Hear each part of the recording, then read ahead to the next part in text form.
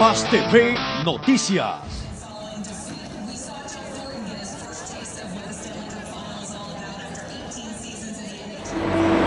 Estamos en el Arena Consol Energy en Pittsburgh, Pensilvania, que es la casa de los pingüinos de Pittsburgh.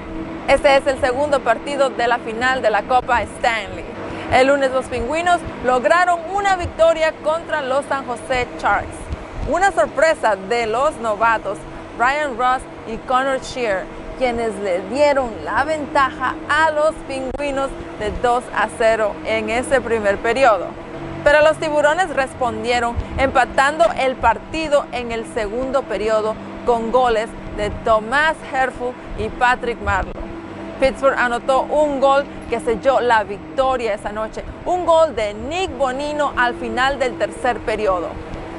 Este será una serie que podría llegar a 7 partidos. Esta noche el segundo partido continúa y los aficionados esperan ver la misma acción rápida y emocionante que tuvieron el lunes.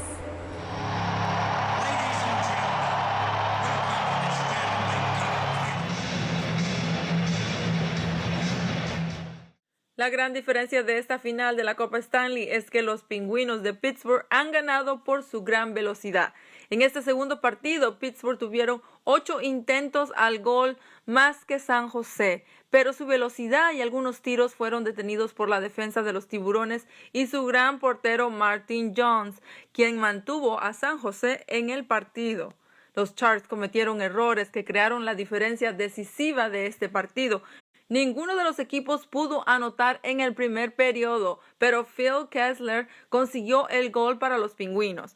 Justin Braun fue capaz de empatar el partido en el tercer periodo. En el periodo del tiempo extra fue el novato CONOR quien anotó su segundo gol de la serie. El portero de Pittsburgh, Matt Murray, es un novato y ha estado jugando muy bien. Con esta victoria tal vez se le dé un descanso. Estos 2 primeros juegos se han decidido por un gol. La puntuación final fue de 2-1 para los pingüinos de Pittsburgh.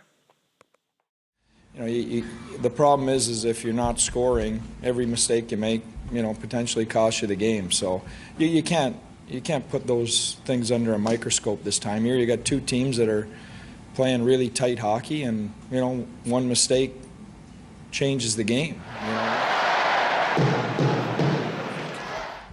I think our team has the ability to wear teams down with our puck pursuit game and forcing defensemen to turn and go back for pucks, and it's tiring. It wears on people. So I've seen that throughout the course of this playoffs with some of our opponents.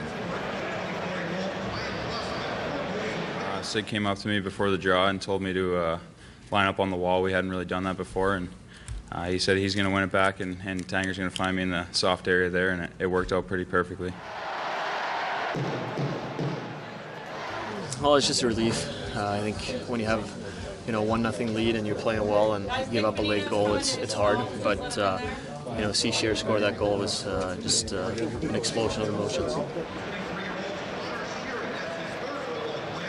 I think we packed it in, and that's what you have to do. They just rim the puck back and forth. They tire you out, and I think we blocked as many shots as we could, and the D were hard on them down low.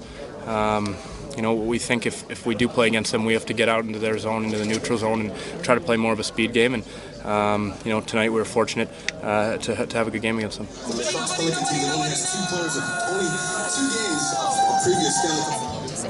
It's huge. It gives us a lot of momentum moving forward, and going into a hostile environment there in San Jose, it'll be hard to come away with victories there, but I'll be looking to do it.